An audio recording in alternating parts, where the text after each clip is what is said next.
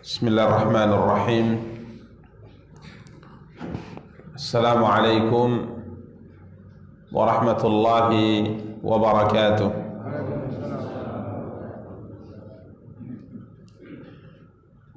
Alhamdulillahi rabbil alamin, wal aqibatu lil muttaqin fala udwana illa 'alal zalimin. Asyhadu an la ilaha illallah wahdahu la syarika lah, wa asyhadu anna Muhammadan abduhu wa rasuluh.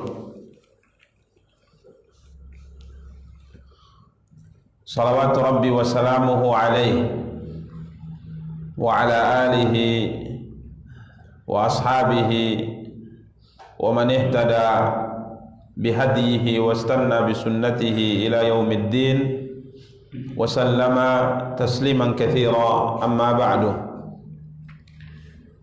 Ikhwani wa akhawati kaum muslimin, kaum muslimat, a'azzani Allah wa iyyakum jami'a.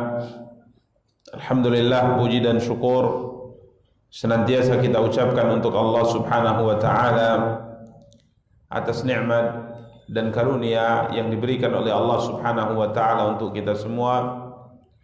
Salawat beserta salam semoga senantiasa dilimpahkan oleh Allah untuk junjungan dan panutan kita Nabi Allah yang mulia Muhammad sallallahu alaihi wasallam. Ikhwani wa akhawati kaum muslimin, kaum muslimat, a'azzani Allah wa iyyakum jami'a. Biidznillah, pada kesempatan yang berbahagia kali ini kita akan kembali melanjutkan pembahasan tafsir Al-Quran Al-Azim dari karya Al-Imam Abul Fida Ismail Ibnu Katsir rahimahullahu ta'ala, seorang imam yang wafat pada tahun 774 Hijriyah rahimahullahu ta'ala. Pada pertemuan yang lalu, alhamdulillah, kita telah menyelesaikan pembahasan ayat ke-54 dari tafsir beliau, tafsir surat Al-Kahfi. Firman Allah Subhanahu wa ta'ala, wa laqad sarrafna fi hadzal qur'ani min kulli mathal wa kana al-insanu aktsara syai'in jadala. Dan sesungguhnya kami telah sarrafna, kami telah mengulang-ulang bagi manusia dalam Al-Quran min kulli mathal, bermacam-macam perumpamaan. Wa kana al-insanu aktsara syai'in jadala, dan manusia adalah makhluk yang banyak jidalnya, yang banyak membantah. Para ikhwah dan para akhwat yang dimuliakan dan dirahmati oleh Allah Subhanahu wa taala, ini ayat yang terakhir yang telah kita bacakan tafsirnya pada pertemuan yang lalu. Biidznillah kita akan sempurnakan pembahasan ayat berikutnya, tafsir pembahasan ayat berikutnya. Allah Subhanahu wa taala berfirman, A'udzu billahi minasyaitonir rajim. Bismillahirrahmanirrahim. Wa ma mana'an nasa ay yu'minu idh ja'ahumul huda wa yastaghfiru rabbahum illa an ta'tiyahum sunnatul awwalina aw ya'tiyahumul 'adzabu qubula wa ma nursilul mursalina illa mubashshirina wa mundhirin wa yujadilul ladzina kafaru bil batil liyudhidu bihil haqqa wattakhadhu ayati wa ma unziru huzwa. Allah Subhanahu wa taala berfirman yang artinya, dan tidak ada sesuatu pun yang menghalangi manusia ayyu'minu dari beriman idh ja'ahumul huda, ketika petunjuk telah datang kepada mereka, wa yastaghfiru rabbahum, dan tidak ada yang menghalangi manusia dari memohon ampun kepada Tuhannya, illa an ta'tiyahum sunnatul awwalin, kecuali karena adanya keinginan dari mereka, ta'tiyahum, menanti datangnya sunnatul awwalin, menanti datangnya hukuman Allah Subhanahu wa taala yang telah berlalu, yang ditimpakan kepada umat-umat terdahulu. Au ya'tiyahumul 'adzabu qubula, atau mereka menanti datangnya azab, datangnya siksa atas mereka dengan nyata. Para ikhwah dan akhwat yang dimuliakan dan dirahmati oleh Allah Subhanahu wa taala, Al-Imam Ibnu Katsir rahimahullahu taala berkata bahwa dalam ayat ini Allah Subhanahu wa taala mengkhabarkan tentang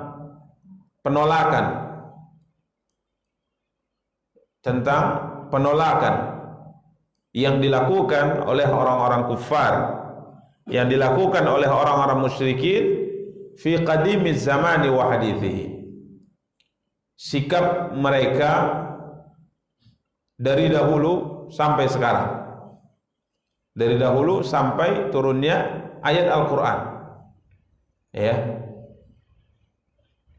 Tatkala al-haq dikatakan oleh Allah ija'ahumul huda, tatkala datang kepada mereka petunjuk, ya, tatkala datang kepada mereka petunjuk, bagaimana sikap mereka, yakni orang-orang yang menentang tersebut dari dahulu sampai ayat ini turun, dari umat Nabi Nuh alaihi salam sampai umat Nabi Muhammad sallallahu alaihi wasallam. Apa sikap mereka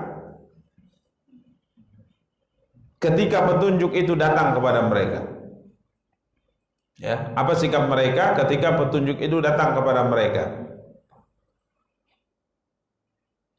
Wa takdzibihim bil haqqil bayyinidz zahir, dan pendustaan mereka terhadap kebenaran yang jelas dan nyata, ma'a ma yushahiduna minal ayati wad dalalatil wadihat,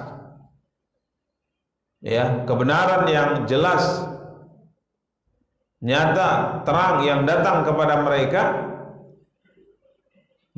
Bersamaan dengan itu mereka juga bisa menyaksikan tanda-tanda dan petunjuk-petunjuk yang jelas daripada mukjizat yang menguatkan akan kebenaran petunjuk yang dibawa oleh utusan-utusan Allah Subhanahu wa taala. Para ikhwah dan para akhwat yang dimuliakan dan dirahmati oleh Allah, sikap yang diambil oleh mereka dari dahulu sampai ayat ini turun di zaman Nabi kita yang mulia sallallahu alaihi wasallam itu sama. Tatkala datang kepada mereka petunjuk, datang kepada mereka seorang nabi yang mengajak mereka untuk beriman kepada Allah Subhanahu wa taala, maka sikap mereka dari dahulu sampai turunnya ayat ini kata Allah sama, yakni mendustakan kebenaran. Mendustakan kebenaran. Padahal kebenaran yang dibawa oleh Nabi sallallahu alaihi wasallam, yang dibawa oleh semua para nabi itu adalah al-haqqul bayyinudz zahir. Kebenaran yang nyata, kebenaran yang jelas, kebenaran yang terang, yang tidak ada keraguan sama sekali padanya. Artinya seorang yang melihat, menyaksikan kebenaran tersebut, ya, tatkala Nabi diutus dengan membawa syariat, maka siapapun yang melihat dengan hatinya yang paling dalam, maka dia pasti akan meyakini bahwa itu adalah kebenaran. Di samping itu, kebenaran yang sudah nyata itu juga dikuatkan dengan mukjizat. Ya, kebenaran yang nyata itu dikuatkan dengan mukjizat. Karena yang mukjizat ini, ya, sebagaimana kita pahami dari apa yang dijelaskan oleh para ulama, adalah perkara-perkara yang manusia tidak mampu melakukannya, yang Allah Subhanahu wa taala berikan kepada seorang nabi untuk menguatkan kebenaran yang dia bawa. Ini mukjizat. Asal mana mukjizat adalah perkara-perkara yang manusia tidak mampu melakukannya. Ya. Tentunya kita semua tahu mukjizat-mukjizat yang Allah SWT berikan pada para nabi-nabi Allah Subhanahu wa taala. Nabi Musa alaihi salam, Allah SWT berikan kepada beliau tongkat yang bisa berubah menjadi ular. Penyihir-penyihir saat itu bisa merubah tali-tali yang mereka pegang atau benda-benda yang mereka pegang juga berubah menjadi ular. Tapi yang diberikan oleh Allah Subhanahu wa taala kepada Nabi Musa alaihi salatu wasalam adalah sesuatu yang mirip sebagaimana yang mereka miliki, akan tapi mereka tidak akan mampu melakukannya. Ini mukjizat Nabi Musa. Kemudian ada mukjizat Nabi Ibrahim alaihi salatu wassalam, yang beliau tidak tertimpa sebuah keburukan apapun tatkala beliau dibakar oleh mereka. Ada mukjizat Nabi Isa alaihi salam, di mana beliau diberikan oleh Allah Subhanahu wa taala kemampuan yang manusia tidak mampu melakukannya. Beliau diberikan oleh Allah Subhanahu wa taala kemampuan untuk bisa menyembuhkan berbagai macam penyakit. Bahkan juga menghidupkan orang yang sudah mati. Ini mukjizat yang Allah anugerahkan kepada Nabi Isa alaihi salam. Manusia tidak mampu saat itu melakukannya. Ya. Begitu juga dengan Nabi kita yang mulia sallallahu alaihi wasallam, banyak sekali mukjizat yang diberikan oleh Allah Subhanahu wa taala kepada beliau untuk menguatkan akan kebenaran agama yang beliau bawa. Di antara mukjizat, dan ini merupakan mukjizat terbesar yang Allah anugerahkan kepada beliau, adalah mukjizat Al-Qur'an. Dari dahulu sampai sekarang, sampai hari kiamat, tidak ada seorang pun yang mampu mendatangkan kitab seperti Al-Quran. Ini mukjizat. Ya. Sesuatu yang manusia tidak mampu melakukannya, diberikan oleh Allah kepada seorang nabi untuk menguatkan kebenaran yang mereka bawa. Ini mukjizat. Jadi subhanallah, dari sisi kebenarannya saja itu sudah nyata dan jelas itu merupakan kebenaran. Ya, jika seandainya direnungkan dengan hati yang bersih,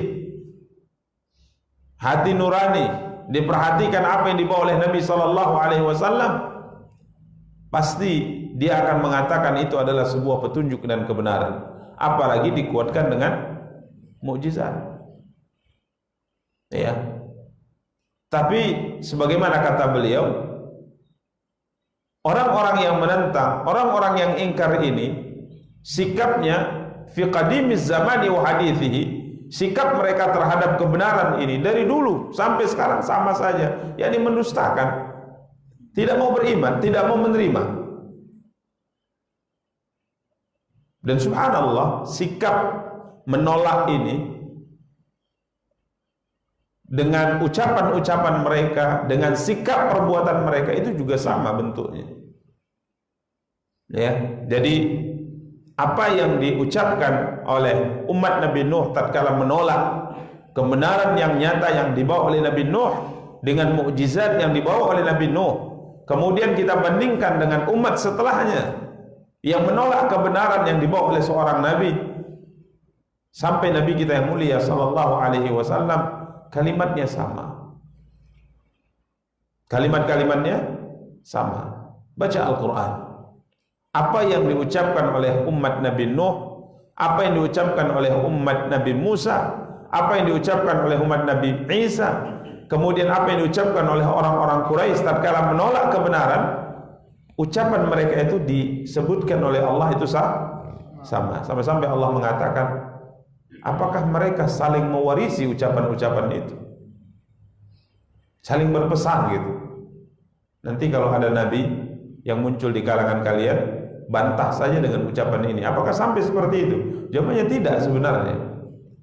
Tapi hati yang sama, walaupun hidup di zaman yang berbeda dan walaupun tidak pernah bertemu, biasanya hasil daripada hati ini juga sama.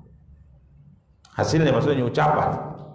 Karena ucapan seseorang itu menggambarkan apa yang ada di dalam hatinya.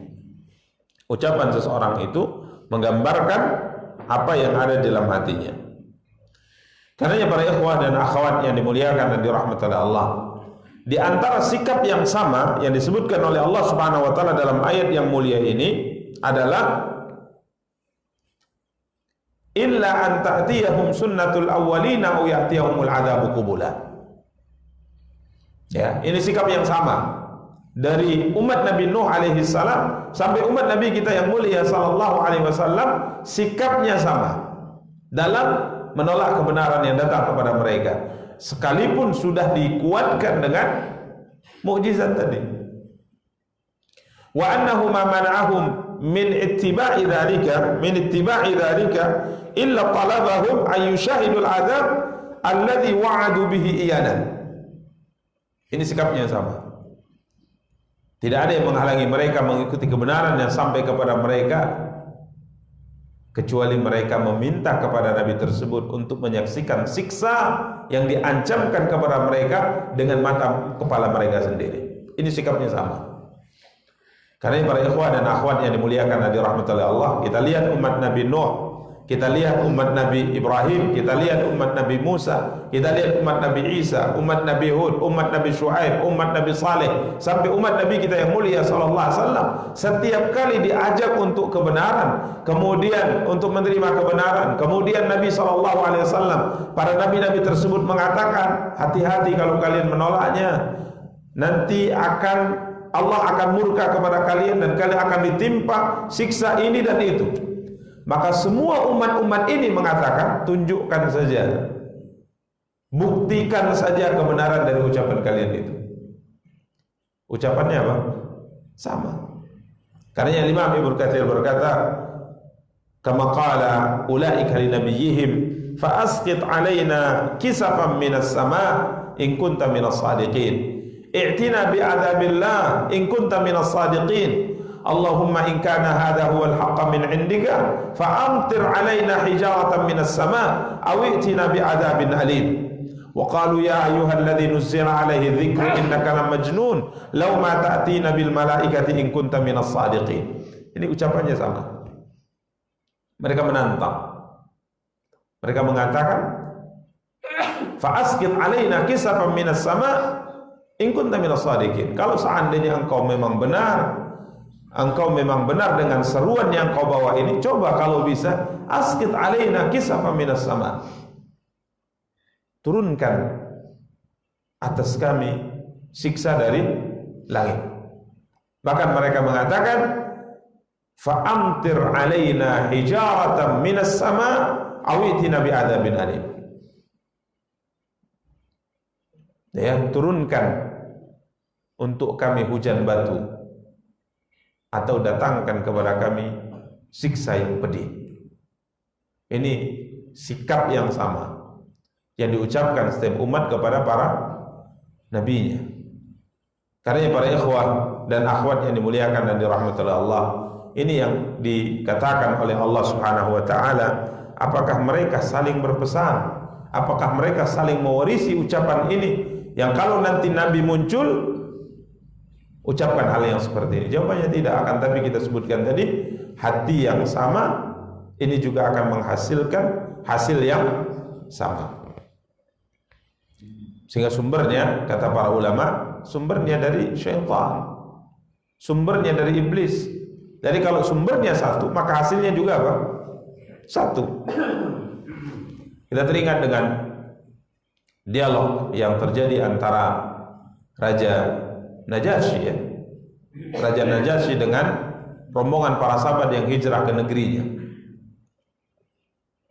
Ya, di pertemuan pertama dalam dialog ini, kaum muslimin berhasil meyakinkan raja bahwa mereka adalah orang-orang yang tidak melakukan kesalahan apapun. Mereka datang ke negeri Habasyah hanya meminta perlindungan. Ya, tidak ada kejahatan yang kami lakukan di sana, di negeri kami. Sedangkan rombongan orang Quraisy yang diwakili oleh Amr ibn al-As, saat itu belum masuk Islam, radhiyallahu anhu, dengan Abdullah bin Abi Rabi'ah, dua rombongan ini, dua orang ini punya misi untuk agar mempengaruhi raja supaya raja mengusir kaum muslimin dari negeri Habasyah. Ya, mengusir mereka dari negeri Habasyah karena orang-orang Quraisy iri tatkala melihat kaum muslimin bisa hidup damai, tentram di negeri Habasyah tanpa gangguan siapapun dan beragama dengan merdeka. Dan tidak ada seorang pun yang mengganggu mereka dan mengusik mereka. Ini membuat mereka iri, kemudian mereka mengutus dua utusan khusus untuk mempengaruhi raja dan semua pejabat di negeri itu agar mau mengusir rombongan para sahabat. Subhanallah, yang mereka lakukan apa? Mempengaruhi para pejabat dulu sebelum sampai ke raja. Jadi para menteri-menterinya itu disuap dulu. Disuap. Hadiah-hadiah dari Mekah yang istimewa itu memang dibawanya oleh mereka. Sebelum bertemu dengan raja, para menteri tersebut sudah dikasih hadiah khusus, hadiah khusus, hadiah khusus. Kemudian mereka mengatakan, "Sebenarnya kami punya misi di sini untuk bertemu dengan raja. Kami ingin agar anak-anak paman kami, keluarga kami yang melarikan diri kemari dikembalikan atau diusir dari negeri ini oleh raja. Tolong nanti dalam pertemuan dukung apa yang kami inginkan ini." Ya benar saja. Maka dua utusan yang menghadap raja, menyampaikan maksud keinginannya, kemudian juga memberikan hadiah kepada raja, kemudian menyampaikan ada para pelarian di negeri Paduka yang lari dari negeri kami. Mereka adalah orang-orang yang berbahaya. Orang-orang yang berbahaya disebutkan ya, hal-hal yang tidak benar tentang kaum muslimin. Tapi raja ini adalah raja yang adil. Ya, raja yang ya bukan karbetan istilahnya kan. Ya, dia punya wawasan jauh. Kemudian dia mengatakan, tidak mungkin saya mengusir orang-orang yang datang ke negeri saya meminta jaminan keamanan kecuali harus saya pertemukan kalian dengan mereka. Apa sebenarnya masalah yang terjadi antara kalian? Itu kata raja. Nah, ini bijaksana raja ini ya. Jadi tidak terpengaruh. Padahal menteri-menteri sudah mengatakan apa? Iya raja, bahaya mereka itu, usir saja.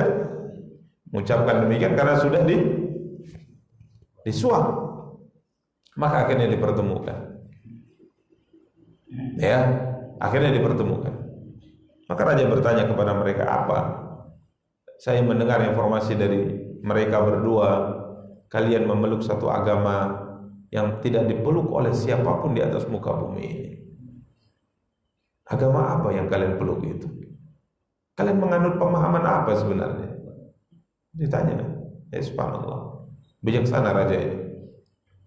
Ya, akhirnya kebijaksanaannya ini membawanya memeluk Islam. Ya. Maka dijelaskanlah bagaimana kondisi kami sebelum kami masuk Islam, kondisi masyarakat kami sebelum datang Rasulullah tersebut makan bangkai, saling menzalimi, saling membunuh, dan disebutkan keburukan-keburukan yang ada di masyarakat jahiliyah. Kemudian datang seorang pemuda yang kami tahu garis keturunannya, yang kami tahu kehidupannya, yang kami tahu riwayat hidupnya, orang yang luar biasa baiknya. Kemudian dia datang mengajak kami untuk beribadah hanya kepada Allah, untuk tidak makan bangkai, untuk tidak membunuh, untuk tidak menyakiti orang lain, terus dia sebutkan keindahan Islam. Maka kami beriman.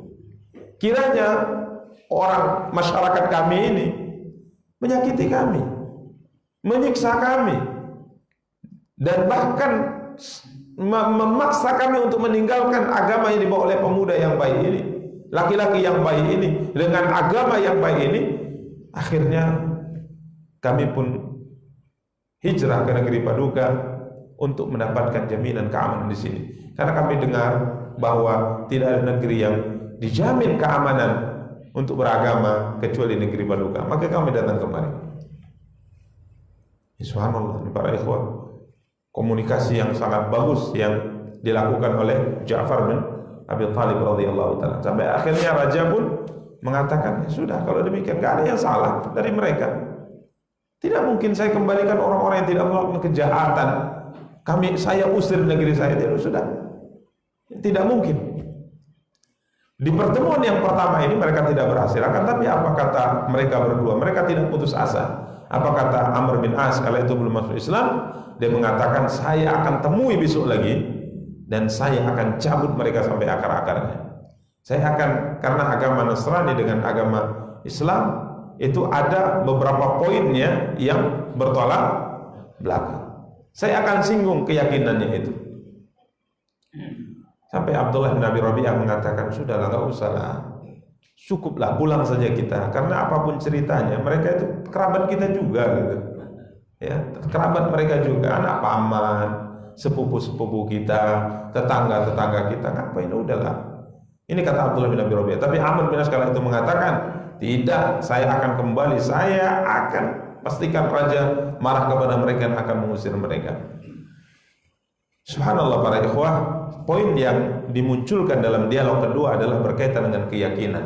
Apa keyakinan umat Islam tentang Isa putra Maryam dengan keyakinan orang-orang Nasara, yakni Raja Najasyi beragama Nasrani. Keyakinan Nasrani ingin dibandingkan keyakinan Nasrani dengan keyakinan Islam. Subhanallah. Benar saja, ya. Dilakukan pertemuan yang kedua sampai raja mengatakan, saya mendengar kalian berkata tentang Isa putra Maryam dengan ucapan yang tidak benar. Kala itu raja meminta agar rombongan kaum muslimin membacakan apa yang mereka dengar dari kitab suci yang disampaikan oleh Nabi tersebut. Maka jadi baca surat Maryam.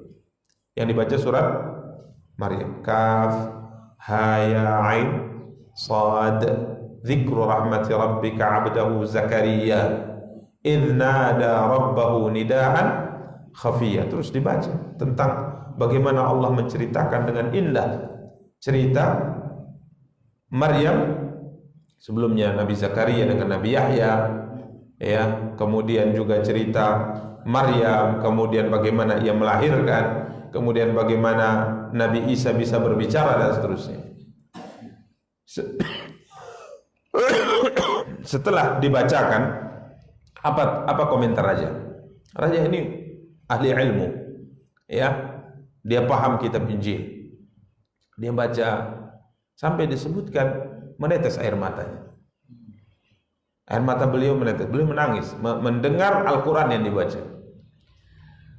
Bahkan para menteri yang paham juga ikut menangis. Karena dalam surah Maryam Allah menceritakan bagaimana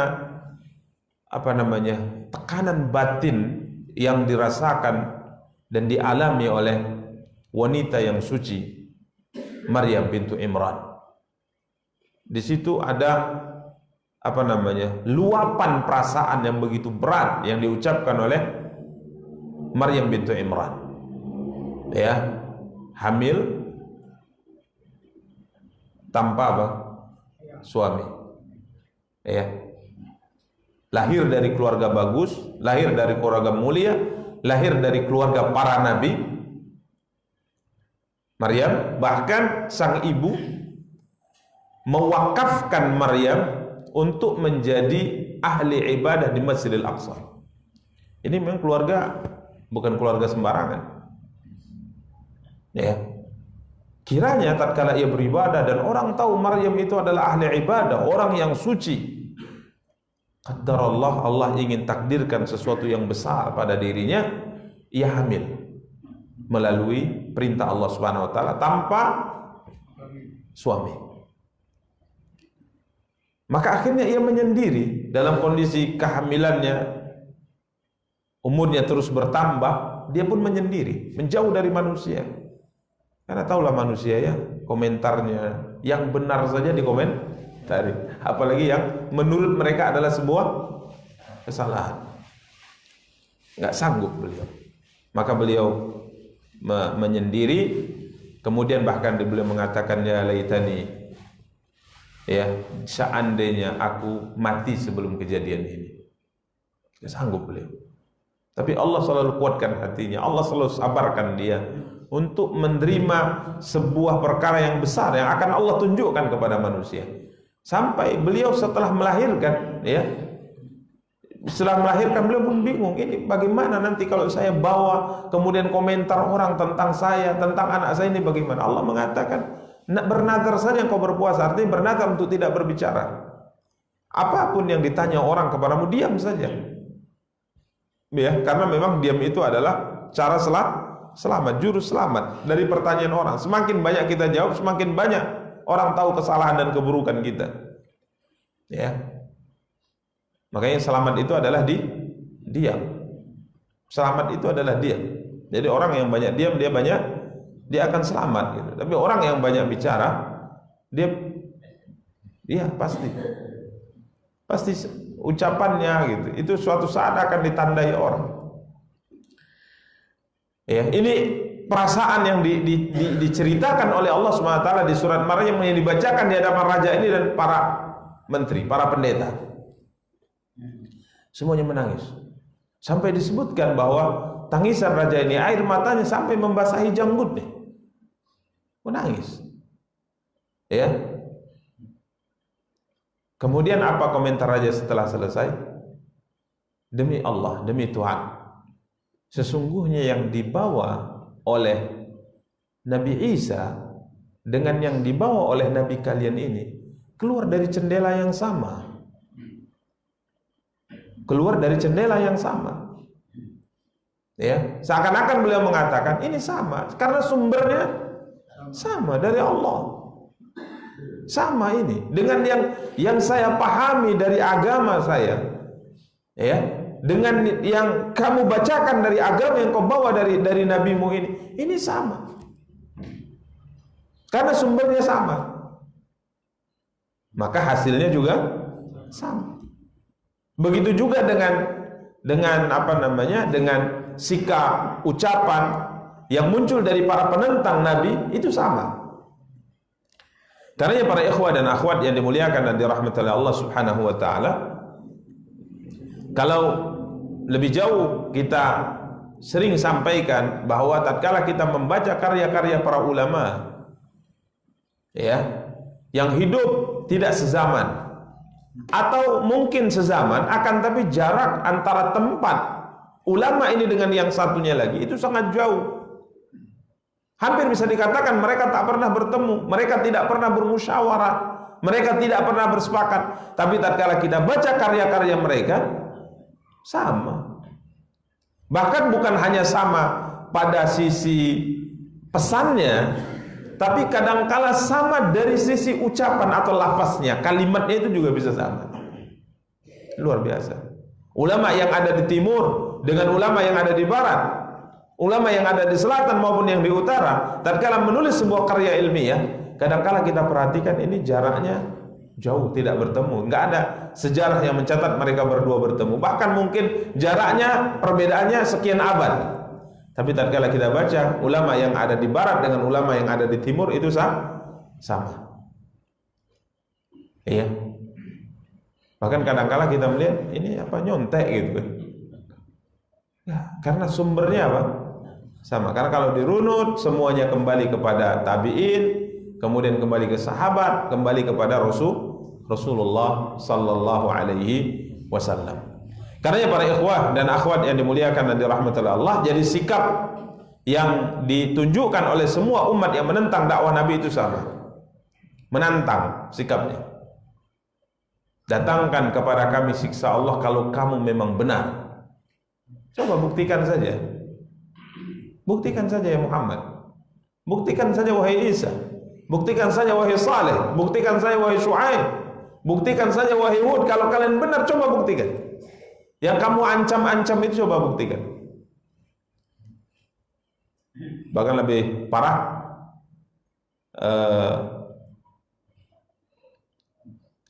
Al-As bin Wa'il As-Sahmi, Allah alam kapan ana bahas ini, apakah di kajian ini atau di kajian yang lain.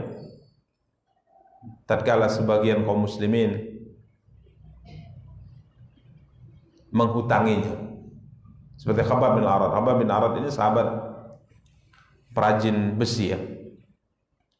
Jadi Al-As bin Wa'il As-Sahmi itu nempah senjata kepada Khabbab bin Arad. Khabbab bin Arad waktu itu sudah masuk Islam. Dia ahli atau pandai besi, ya, pembuat senjata.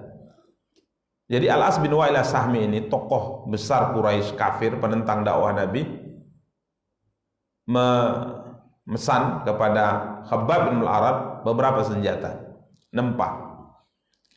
Maka dibuat, berapa mau dibuat, kemudian diserahkan. Apa kata As bin Wa'il As-Sahmi? As bin Wa'il As-Sahmi punya sifat buruk ya, punya sifat buruk. Maka dia mengatakan nanti saya bayar. Oke, nggak apa-apa. Hari berikutnya diminta lagi, mana bayarannya? Dia mengatakan, kamu kan pengikut Muhammad, katanya. Iya. Muhammad menyampaikan bahwa nanti kalau kita mati, kita akan dibangkitkan, nanti di sana ada surga. Kan? Di surga itu semua apa yang kita minta dikasih. Ada emas, ada perak, ada buah, ada ini, ada sebagainya. Betul nggak itu? Betul, katanya. Ya sudah, nanti di sana saya bayar, katanya. Coba bayangkan. Di sana saya bayar. Nanti minta ke saya di sana. Sekarang saya punya harta banyak, saya punya anak banyak, saya punya pembela-pembela banyak di sini. Nanti kalau saya mati, saya akan punya lebih dari itu. Jadi minta nanti hutang saya di sana, ya kan? Ya, subhanallah para ikhwan dan akhwat. Jadi seakan-akan mengatakan yang disampaikan Nabi itu tidak benar. Kalau seandainya benar, ngapain kau minta? Berapalah yang kau minta itu? Minta saja kepada nabimu nanti setelah mati, kau kan punya banyak hal. Ya, padahal masalahnya bukan itu. Ya, masalahnya bukan itu. Ini para ikhwan dan akhwat, sikap mereka ini sama dalam menolak dan menentang apa? Kebenaran. Ini Al-As bin Wa'il As-Sahmi, ayah dari Amr ibn As yang kita ceritakan tadi, yang akhirnya masuk Islam. Ya, min Bani Saham, dari Bani Saham. Demikian para ikhwah dan akhwat yang dimuliakan dan dirahmati oleh Allah Subhanahu wa taala. Wa yastaghfiru rabbahum illa an ta'tiyahum sunnatul awwalina aw ya'tiyahumul adzabu qubula. Jadi mereka meminta, menantang Allah Subhanahu wa taala agar kiranya diturunkan kepada mereka siksa sebagaimana yang Allah turunkan pada umat-umat sebelumnya. Atau mereka meminta, menantang Allah Subhanahu wa taala dengan datangnya adab atas mereka dengan nyata yang bisa mereka saksikan.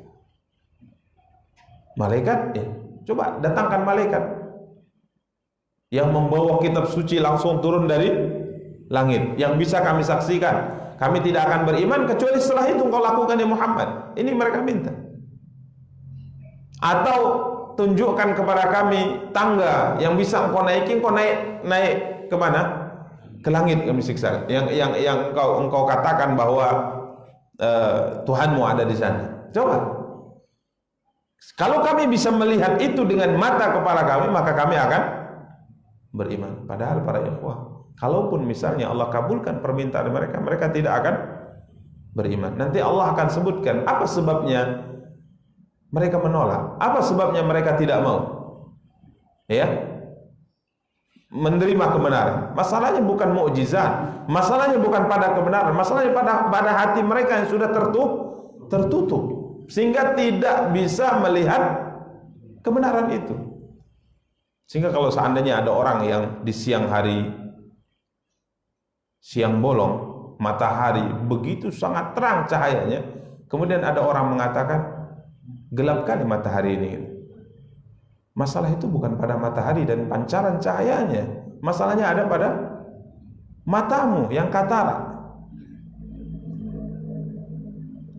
Nah, ini yang disebutkan oleh para ulama. Jadi yang jadi masalah itu bukan pada kebenaran dan agama yang dibawa oleh Nabi itu atau mukjizat yang ditunjukkan, yang masalahnya hati. Jadi mau apapun yang ditunjukkan, tetap kalau hatinya tertutup dia tidak akan terima. Ya, ini para ikhwah akan disebutkan oleh Allah Subhanahu wa taala. Inna ja'alna 'ala qulubihim akinnatan ay yafqahuhu wa fi adhanihim waqra wa in tad'uhum ila al-huda falan yahtadu idzan abada. Demikian para ikhwah dan akhwat yang dimuliakan dan dirahmati oleh Allah. Kemudian Allah melanjutkan firman-Nya, "Wa ma nursilul mursalina illa mubashshirina wa mundzirin." Dan tidaklah kami mengutus para rasul-rasul tersebut hanyalah kecuali sebagai apa? Mubashshirin wa mundzirin, pemberi kabar gembira dan pemberi peringatan. Ini tugas para nabi dan rasul. Mubashshirin wa mundzirin. Mubashshir artinya memberi kabar gembira. Kepada siapa kabar gembira? Man saddaqahum wa amana bihim. Ya, mubashshirin wa mundzirin qabla al-'adzab, memberi kabar gembira dan memberi peringatan sebelum turunnya siksa. Sebelum turunnya siksa. Kalau siksa sudah turun enggak ada manfaatnya.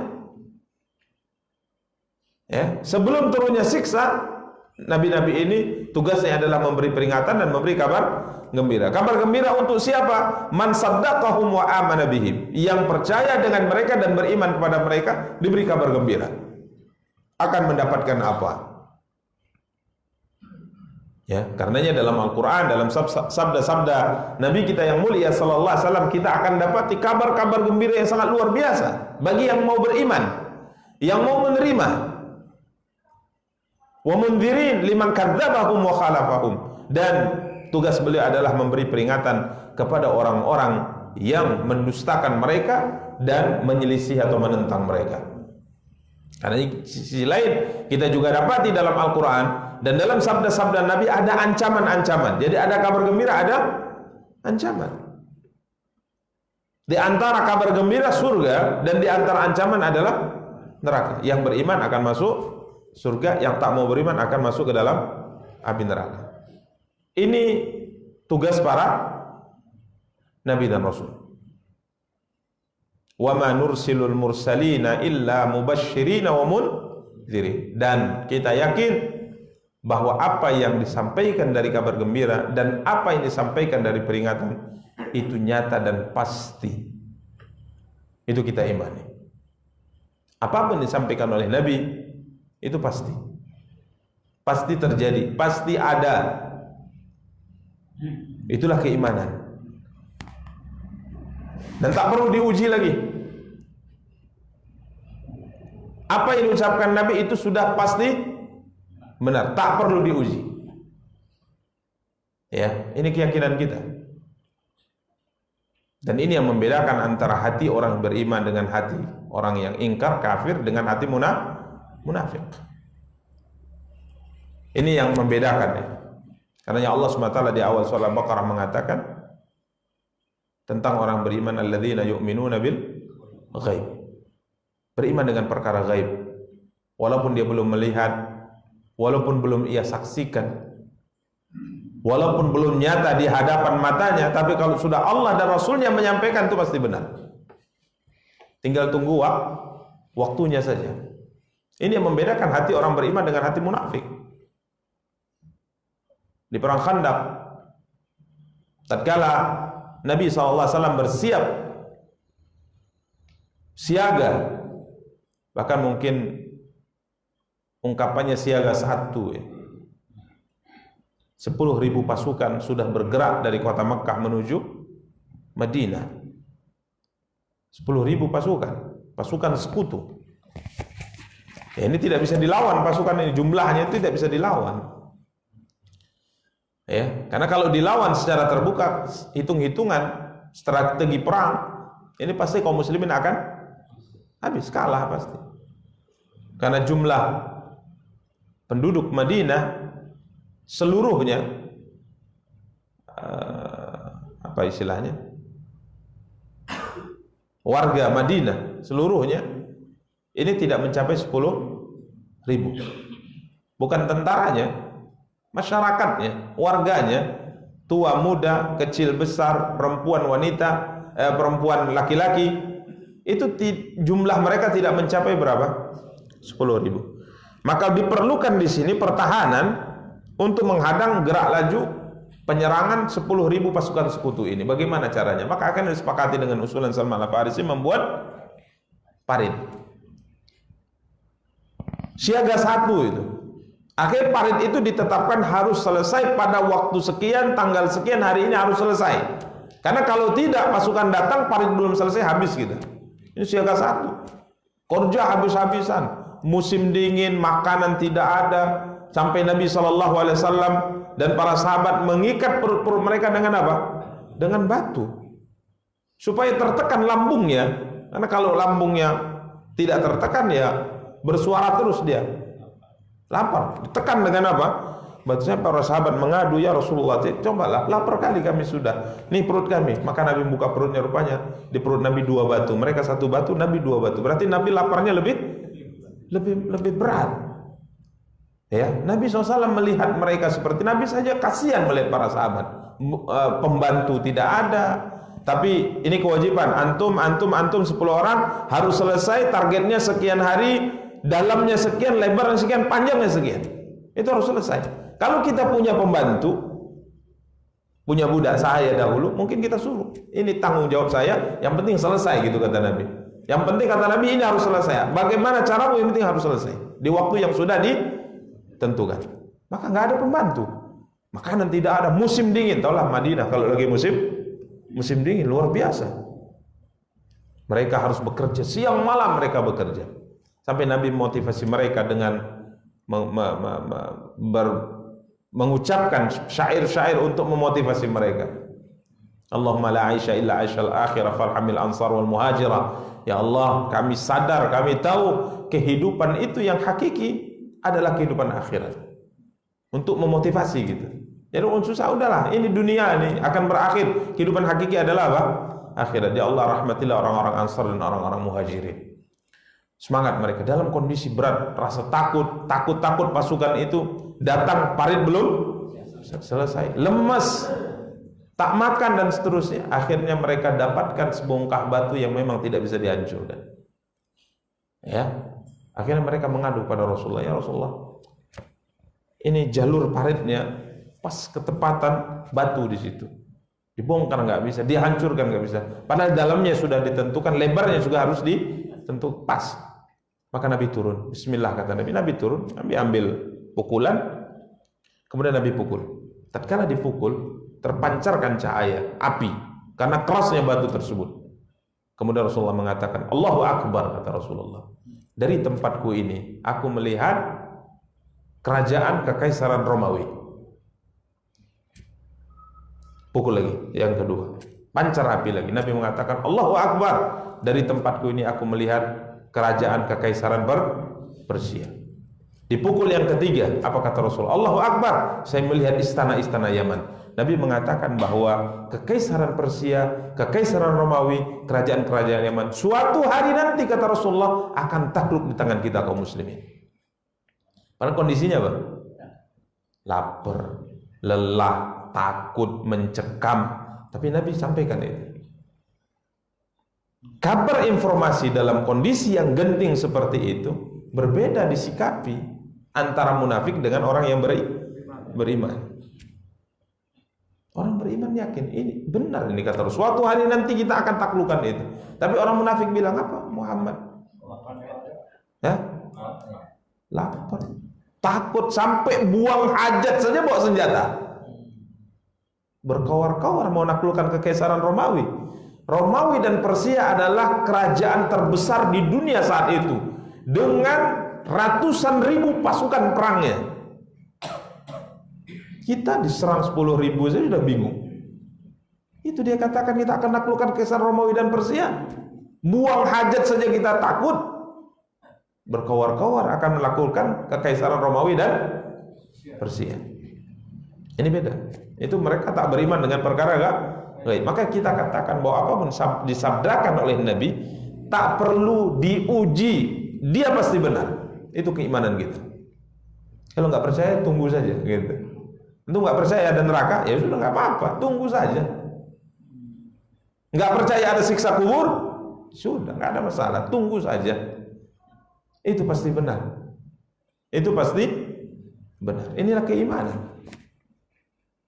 Ya, inilah keimanan yang membedakan antara hati orang yang beriman dengan hati orang yang tidak beriman. Percaya.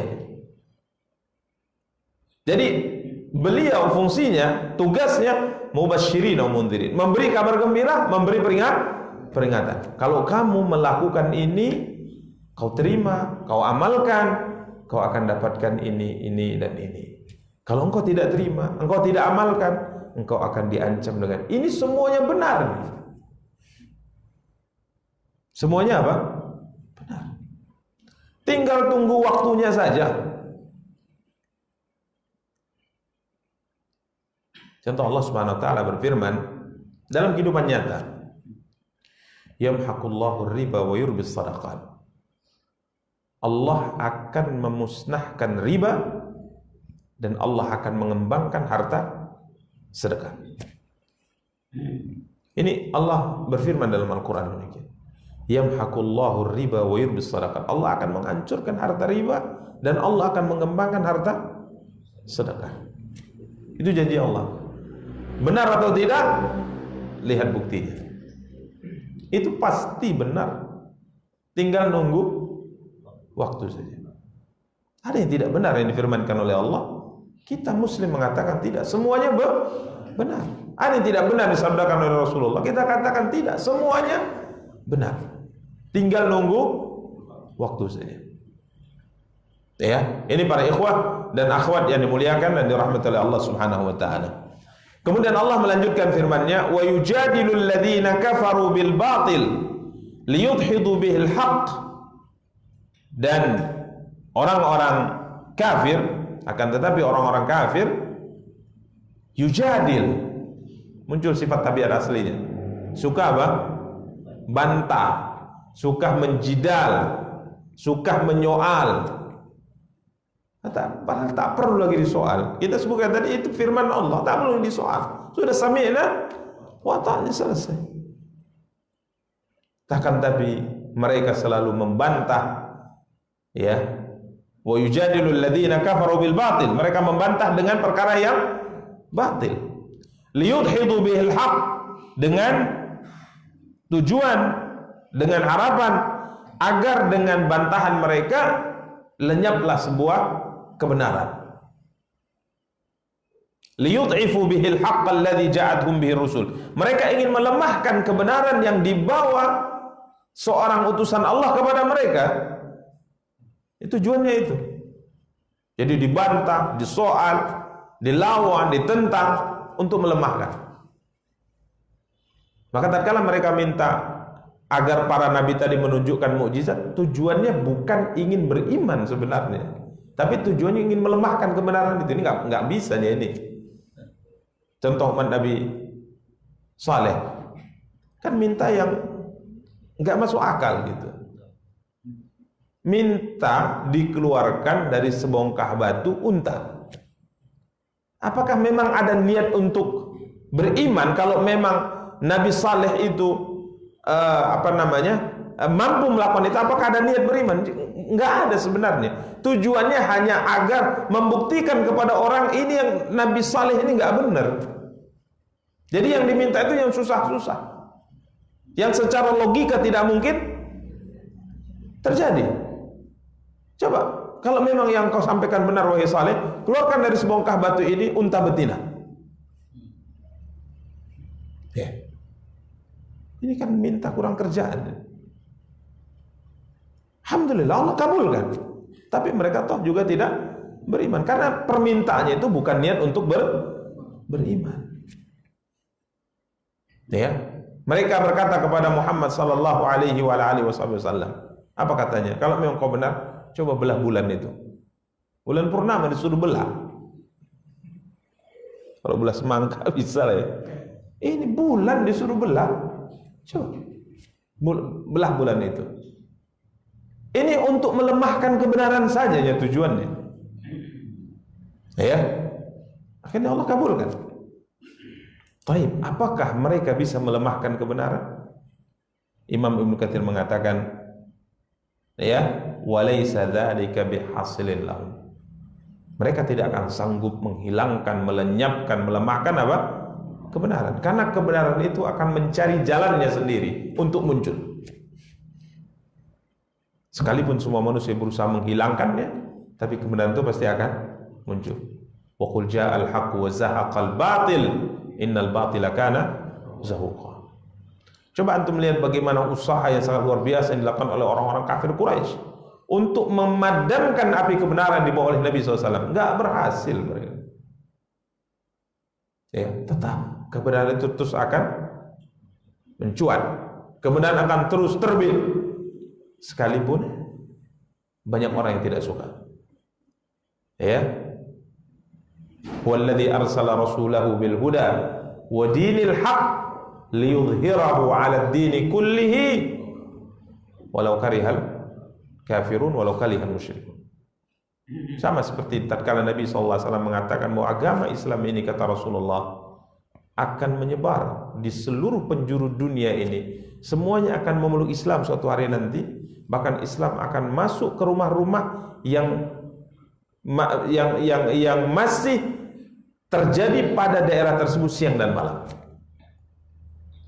Ini janji Rasulullah. Jadi Islam ini akan diterima oleh semua manusia, dipeluk oleh semua manusia, dipeluk oleh semua keluarga yang hidup di daerah yang masih ada siang dan malam. Walaupun mungkin siangnya 6 bulan, malamnya 6 bulan misalnya, tapi tetap ada siang dan malam. Ini akan mereka terima Islam itu.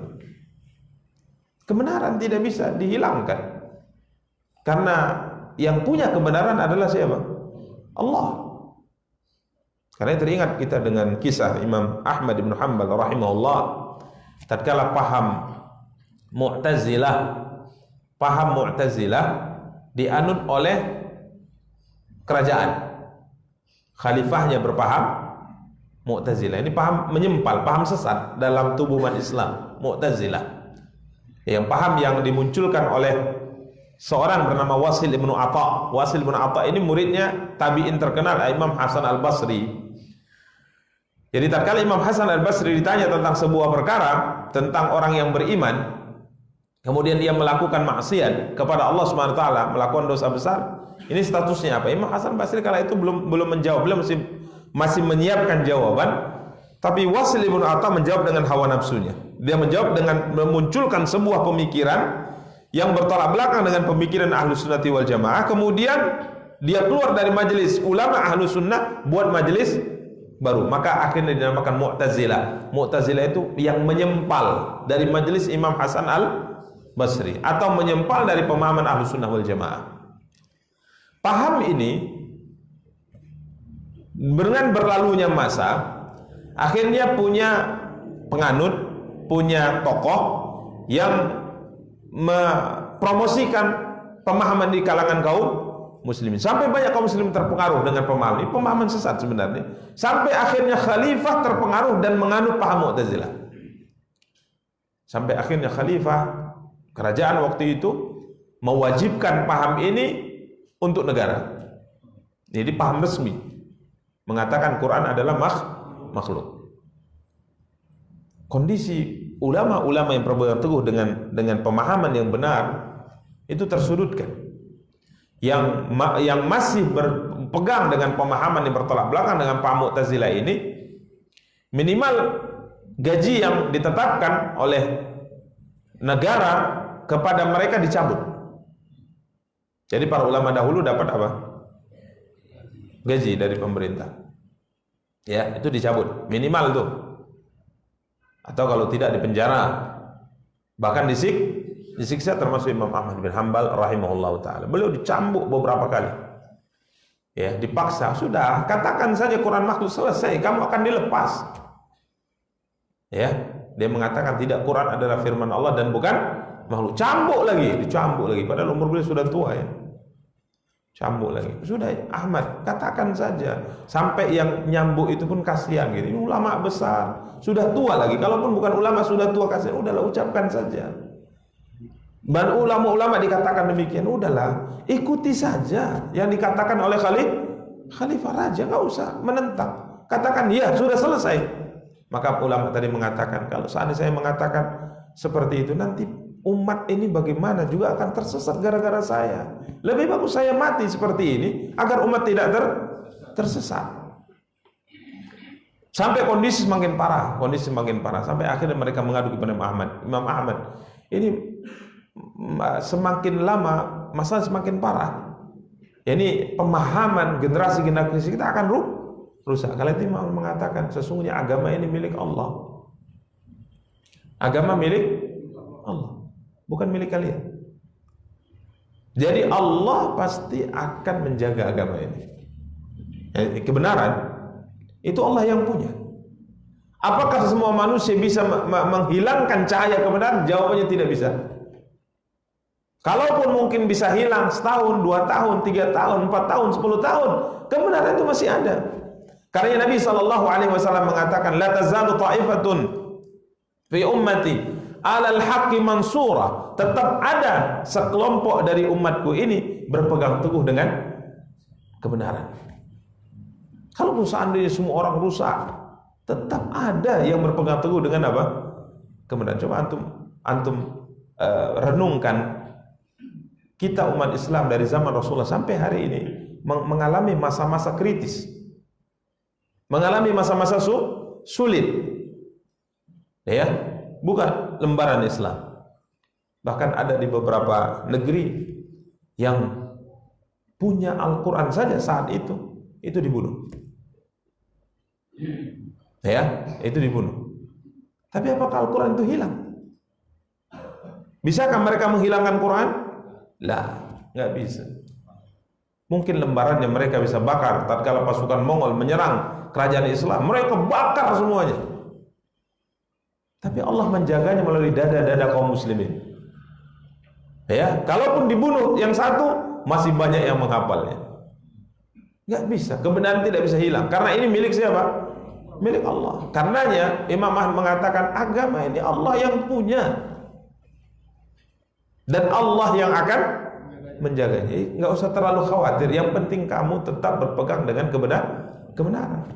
Kebenaran tetap akan ada sampai hari kiamat. Sampai disebutkan oleh Nabi dalam hadis yang kita bacakan tadi, masih akan tetap ada orang berpegang teguh dengan kebenaran sampai datang urusan Allah. Kapan?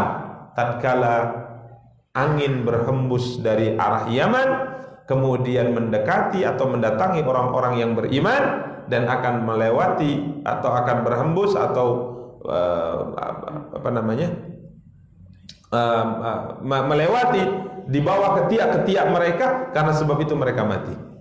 Asal itu selesailah perkara. Quran juga akan diangkat oleh Allah. Baru tidak ada kebenaran lagi.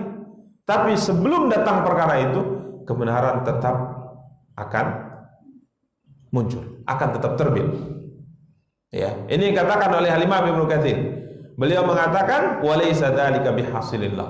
Mereka tidak akan mampu memadamkan cahaya kebenaran tersebut. Ya, demikian para ikhwah dan akhwat yang dimuliakan dan dirahmati Allah. Wattakhadhu ayati wa ma unziru huzwa. Dan mereka juga menganggap ayat-ayat kami dan peringatan-peringatan terhadap mereka sebagai huzwa, olok-olokan. Beliau mengatakan ittakhadhu al-hujaja wal barahina wa khawariqal adati allati bu'itha biha ar-rusul wa ma anzaruhum wa khawafuhum bihi minal adab huzwan sakhiru minhum fi dzalik wa huwa asyaddut takdzib. Mereka jadikan hujjah, ya, bukti dan juga khawariqul adab, perkara-perkara yang tidak lazim yang diberikan kepada utusan-utusan Allah, dan peringatan serta hal yang disampaikan untuk menakuti mereka daripada siksa, mereka jadikan itu adalah bahan olok-olokan di kalangan mereka. Itu tadi kata Al-As bin Wa'il As-Sahmi tadi, Khabbab bin Arad minta hutang, dia bilang apa? Nabimu menyampaikan setelah mati ada surga, ya, di sana ada perak, ada emas, semua yang kita minta ada. Ya, benar. Ya sudah, nanti kalau kita setelah mati kita ketemu di sana saja, nanti minta ke saya. Ini kan jadi bahan apa? Olok-olokan. Ya, demikian para ikhwah dan akhwat yang dimuliakan dan dirahmati oleh Allah SWT, sikap mereka. Ya, ini adalah sikap mereka terhadap kebenaran yang Allah Subhanahu wa taala sampaikan atau berikan kepada para utusan-utusan Allah Subhanahu wa taala.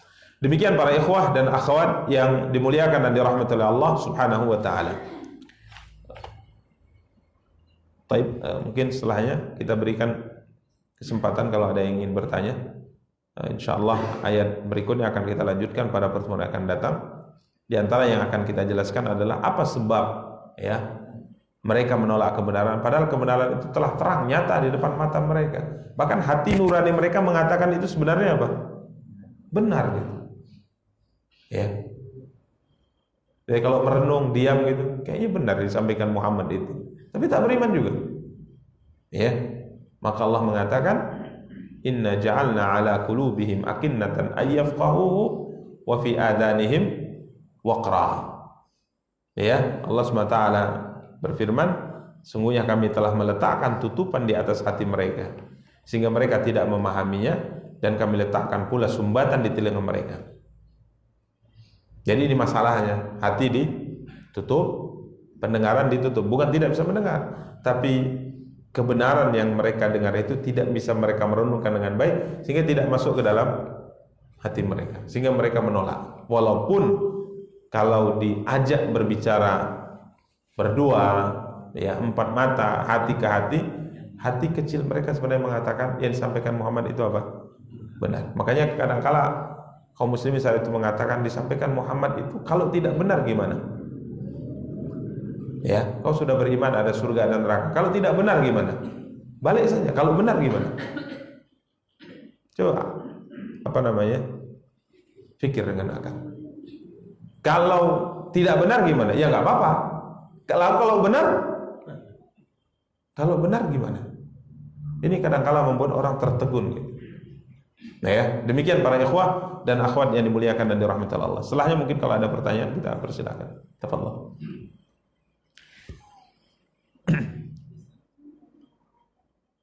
Bagaimana kiat-kiat kebenaran itu kita kebenaran agar kita menerima. Baik. Para ikhwah dan para akhwat yang dimuliakan dan dirahmati Allah, tunduk kepada kebenaran itu tidak akan mungkin kecuali dengan menundukkan hati.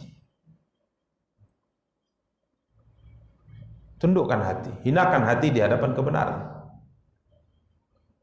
Ya. Karenanya Nabi kita yang mulia sallallahu alaihi wasallam menyebutkan bahwa orang yang sombong itu ada dua. Tatkala Nabi SAW bersabda, la yadkhul jannah man kana fi qalbihi mithqalu dzarratin min kibrin. Tidak akan masuk surga seorang yang di hatinya ada kesombongan, penyakit sombong, walaupun hanya sebesar zarrah. Ya, sebagian menerjemahkan walaupun hanya sebesar biji sawi. Ada secercah kesombongan walaupun hanya sebesar itu, Nabi katakan tidak akan masuk surga. Ancamannya kenapa ngeri ya? Tidak masuk surga walaupun di hatinya ada kesombongan, walaupun hanya sebesar biji sawi atau sebesar zarrah. Karena memang ini penyakit kalau ada, dia akan tolak kebenaran. Maka tatkala Nabi SAW ditanya oleh para sahabat, ya Rasulullah, kami dapati seseorang senang kalau bajunya bagus, sandalnya bagus. Apakah ini termasuk orang yang sombong? Nabi tidak mengatakan tidak, bisa saja iya, tapi Nabi memberikan standar timbangan orang yang dikatakan sombong. Al-kibru batarul haqqi wa ghamtun nas. Kesombongan itu adalah menolak kebenaran dan meremehkan atau merendahkan manusia. Poin yang pertama, menolak kebenaran. Kenapa orang yang menolak kebenaran bisa menolak kebenaran? Karena ia besarkan hatinya di atas kebenaran itu.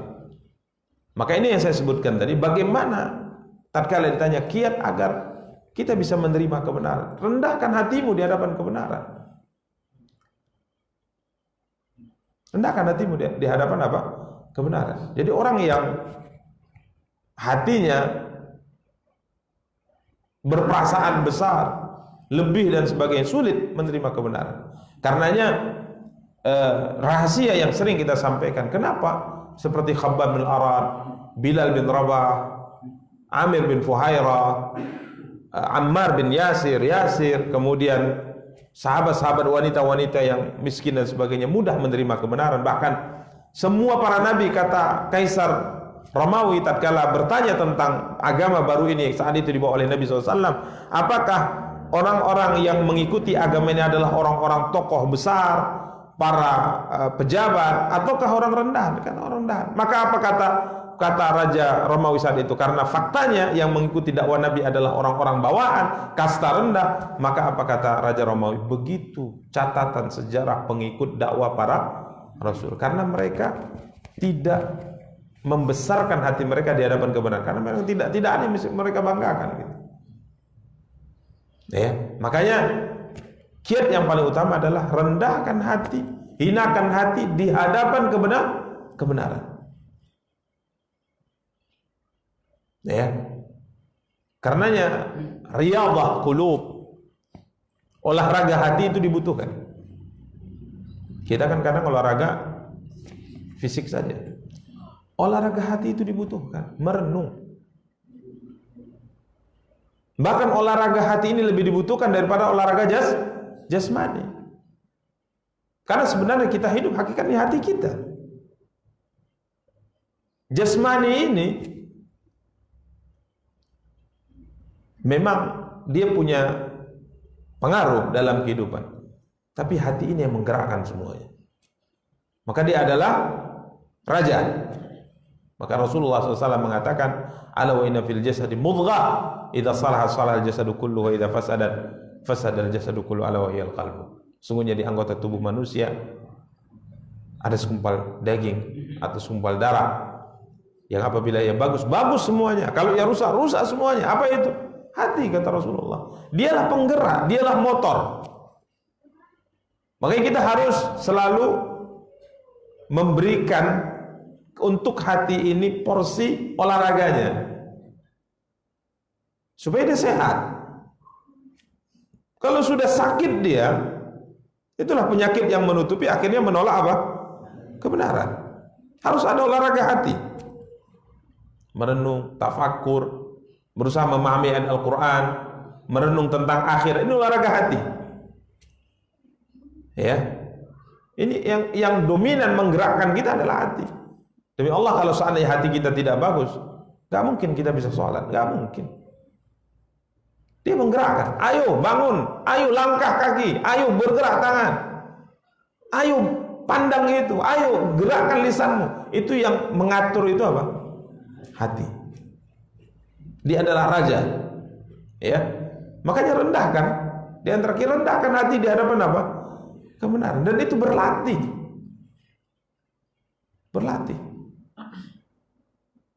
Ya. Maka para ikhwah dan akhwat yang dimuliakan dan dirahmati Allah, Nabi SAW mengatakan, datang kepada kalian penduduk Yaman, qulubuhum, ya, hati mereka seperti mereka adalah orang-orang yang memiliki hati yang paling lembut, mudah menerima kebenaran gitu. Bahkan Nabi SAW mengatakan, segolongan orang masuk surga, hati mereka bagikan hati burung,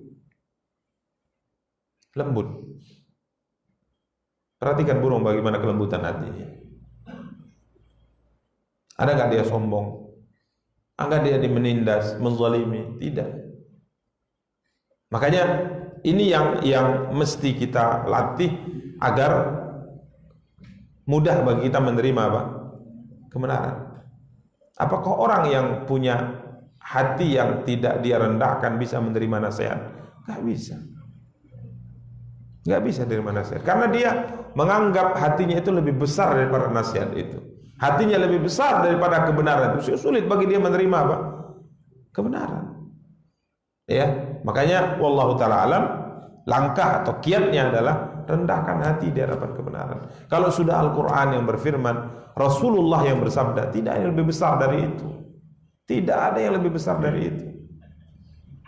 Umar bin Khattab radhiyallahu taala, orang yang ditakuti oleh siapapun, ditakuti oleh syaitan sekalipun, kalau sudah disampaikan kepadanya Al-Quran, langsung rendah hati. Ya, ada seorang tamu datang ke Madinah. Ini orang punya ucapan kasar. Dia minta untuk bisa bergabung dalam pertemuan khusus yang dilakukan oleh Umar bin Khattab. Ya nggak bisa sembarangan. Orang-orang yang masuk itu, yang bermusyawarah khusus, ya ini biasanya adalah pilihan. Tapi dia punya teman atau punya kerabat yang mana kerabatnya ini anak paman sepupu dia, ini termasuk orang yang sangat dekat dengan siapa? Umar bin Khattab. Maka dia mengatakan, tolong mintakan izin saya ikut bergabung. Maka disampaikan kepada Umar bin Khattab. Umar, ya silakan, kata Umar. Rupanya tatkala masuk, ngomongnya apa? Kasar kepada siapa? Umar bin Khattab. Gak berlaku adil lah, gak memberi lah. Jadi protes rupanya. Ya, padahal Umar sendiri tahu bagaimana beliau keadilannya. Ya, bagaimana ketakwaannya. Maka Umar karena emosi juga beliau. Ya, karena kalau memberi nasihat kepada seorang lebih bagus 4 mata. Karena orang ini egonya juga ada. Maka Umar kala itu hampir memberikan pelajaran kepada orang ini. Karena dia berbicara tidak sesuai dengan fakta, fitnah. Umar ingin memberi pelajaran, tapi sang sepupu tadi mengingatkan Umar dengan ayat Al-Quran, ya, untuk menahan emosi, menahan amarah terhadap orang-orang bodoh seperti ini. Maka setelah dibacakan Al-Quran, langsung mereda, langsung hilang. Beliau adalah orang yang tatkala diingatkan dengan Al-Quran langsung terima. Kalau kita kan enggak, karena kita merasa hati kita lebih besar dari Al-Quran itu. Dikasih nasihat, ayat apa itu?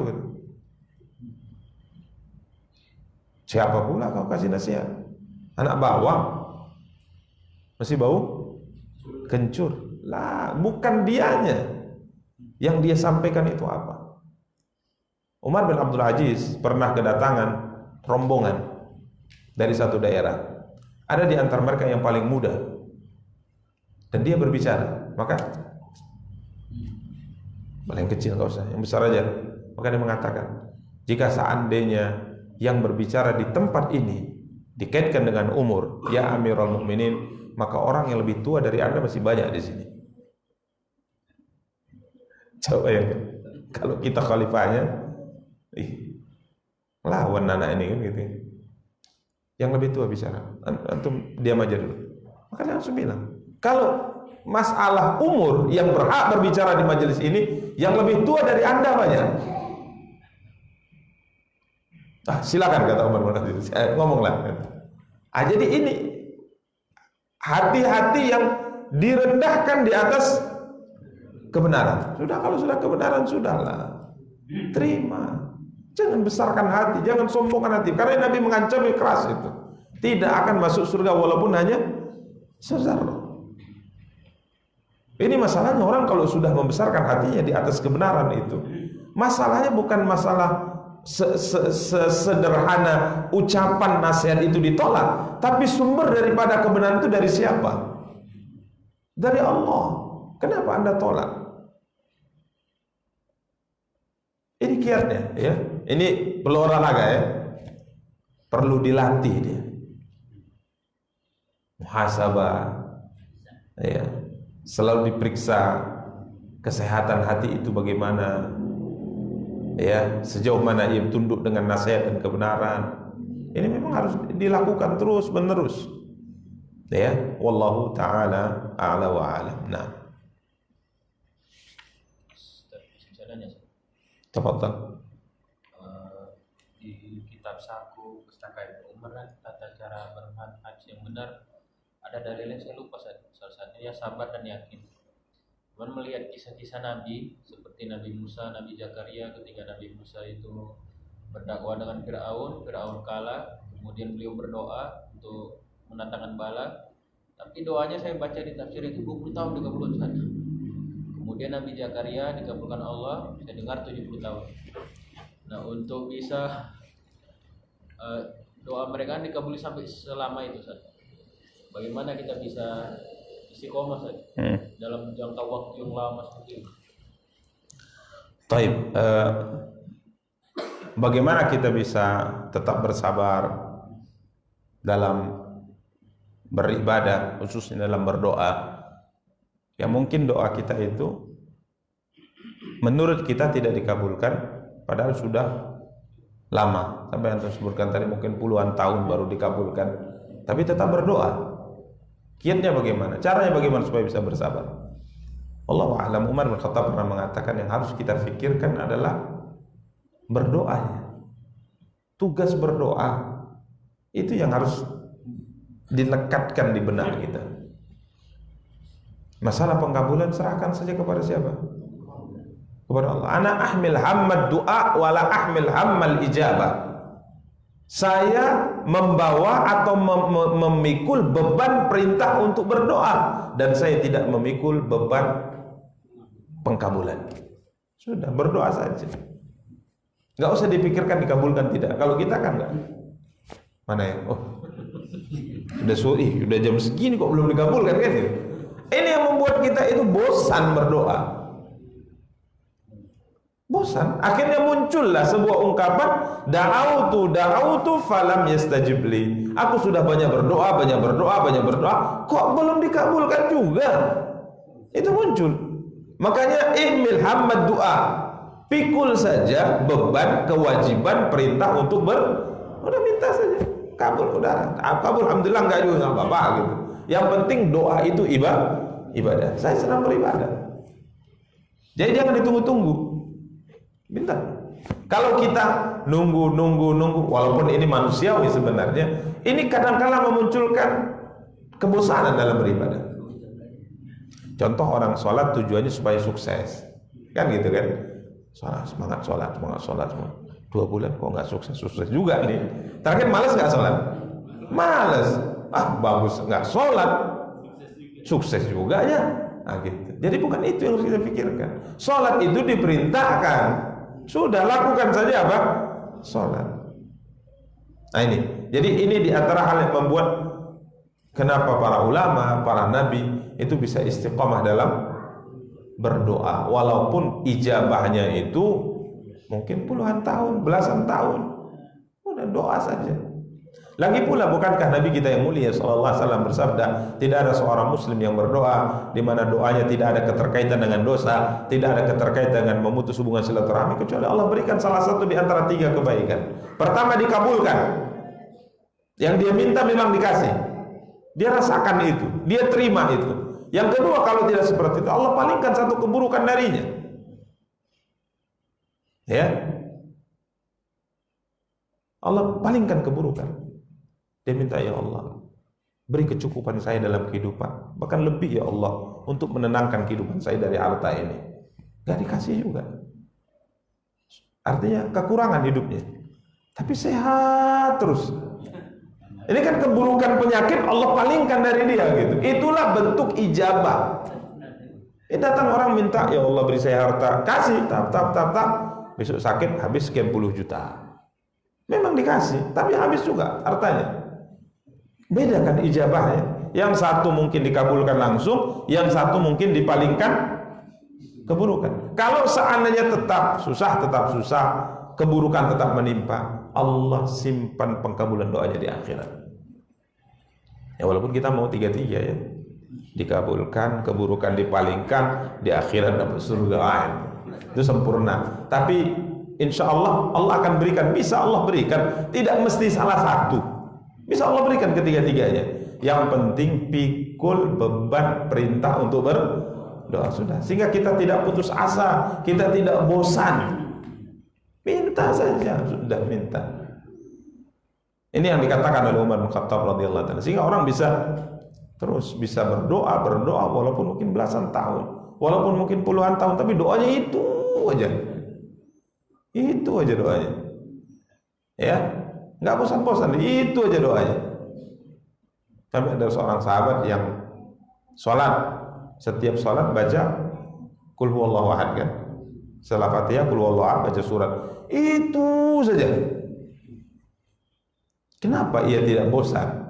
Padahal teman-teman di belakangnya apa? Bosan. Sampai bilang, "Tar dulu, kamu jadi imam itu aja sih dibaca kan," gitu. Bacalah surat lain. Dia bilang, "Ya, saya memang mau baca ini. Kalau seandainya kalian tidak terima, cari aja imam selain aku." Sampai teman di belakang bosan. Kok itu aja sih dibaca? Emang nggak ada surat lain? Udah gini aja kata temannya, kamu jangan baca Qul huwallahu ahad. Ada dua pilihan. Pertama, kalau ingin baca Qul huwallahu ahad, baca itu saja, atau pilih surat yang lain. Ini Qul huwallahu ahad tetap dibaca, kemudian baca surat. Jadi setelah ghairil maghdubi alaihim waladdallin, amin kata beliau dengan makmumnya, dia baca Qul huwallahu ahad Allahus samad lam yalid wa lam yulad wa lam yakul lahu kufuwan ahad. Kemudian dia lanjutkan baca, baru dia baca surat lain. Jadi Qul huwallahu ahad surat Ikhlas itu seperti pendahulu. Itu terus. Jadi sebelum baca surat baca Al-Ikhlas, sebelum baca surat baca Ikhlas, sampai bosan makmumnya. Protes. Udahlah, Ikhlas dibaca, ruku, atau silakan baca yang lain. Dia bilang, memang itu saya mau. Kalau kalian mau jadi makmum saya, gitulah metode sholat saya. Kalau nggak mau seperti itu, cari imam lain. Dia paling banyak pula hafalan Qurannya. Ya udahlah, ikuti sajalah. Sampai cerita ini kepada Rasulullah, Nabi panggil dia. Kenapa engkau tidak mengikuti apa yang disarankan oleh temanmu? Ini makmumnya protes semua ya. Dia mengatakan, ya Rasul, saya suka surat itu. Nah kalau sudah suka ini beda nih. Hobi saya sudah baca surat itu. Maka Nabi mengatakan, kenapa engkau hobi? Kenapa engkau suka? Di dalam surat itu terkandung sifat Allah yang maha tinggi. Maka Rasulullah mengatakan, kesukaanmu, kegemaranmu, kecintaanmu terhadap surat itu menjadikan engkau penduduk surga. Jadi kalau sudah suka berdoa, nggak akan bosan. Ya, kalau sudah senang kita doa, masalah dikabulkan atau tidak itu urusan Allah itu. Yang penting saya ibadah. Doa itu adalah ibadah yang paling disukai oleh Allah. Ad-du'a dalam sebagian riwayat yang dhaif, mukhul ibadah. Doa itu adalah otaknya ibadah. Intisarinya ibadah adalah doa. Kenapa? Kita mengibadah merendahkan diri. Orang kalau meminta sesuatu kepada orang lain, ini minta ini, bang, minta lah bang, dikasih nggak? Harus rendahkan. Coba lihat wajah orang-orang pengemis. Dia harus berakting lah minta. Kalau enggak ya gimana? Bang, tolong. Yang tadinya 1.000, kasihan kali ada 10.000 lah kasih kan gitu kan. Jadi doa minta itu merendahkan diri gitu loh. Jadi doa itu kenapa dicintai oleh Allah? Karena kita sedang betul-betul menghambakan dan menghinakan diri kita di hadapan zat yang mau kita minta. Maka Allah senang. Maka Allah tidak senang dengan yang sombong tadi. Rendahkan diri betul-betul. Maka doa itu adalah ibadah yang mulia di sisi Allah. Minta, kita minta suatu menunjukkan bahwa kita nggak punya apa-apa. Kita nggak punya kuasa karena kita minta kepada yang punya itu semua. Ini bawah ini. Sehingga kita bisa istiqomah berdoa. Kalau nggak bosan, benar bosan. Kalau sudah jadi kegemaran, jadi kesukaan, jadi hobi, soalnya nggak bosan. Sama seperti orang hobi main bola, jam 12 malam pun main bola dia. Hobi. Kita punya lembaga pendidikan pondok pesantren. Kalau malam Ahad adalah pada Isya main bola. Kalau nggak dibatasi waktu sampai jam 2 mereka main bola. Benar. Kenapa? Dia bilang hobi Ustaz. Tapi kalau hobinya belajar pun bagus tuh kan. Belajar aja. Udahlah tuh main bola. Nggak usah lah Ustaz. Ada seperti itu anak-anak. Ada. Memang hobinya itu nulis, hobinya baca. Jadi kalau sudah hobi, Masya Allah luar biasa. Ya, Makanya kalau sudah ada kecenderungan hati kepada suatu dan dia suka, senang, itu insya Allah itu istiqomah dari itu. Maka buat istiqamah kita dalam berdoa kepada Allah dengan menghadirkan perasaan ini. Yang kita pikul adalah beban perintah untuk masalah ijabah, pengkabulan, serahkan kepada Allah Subhanahu wa taala. Ya, demikian wallahu taala ala wa alam. Kita cukupkan. Subhanakallahumma bihamdika asyhadu an la ilaha illa anta astaghfiruka wa atubu ilaik. Wassalamualaikum warahmatullahi wabarakatuh.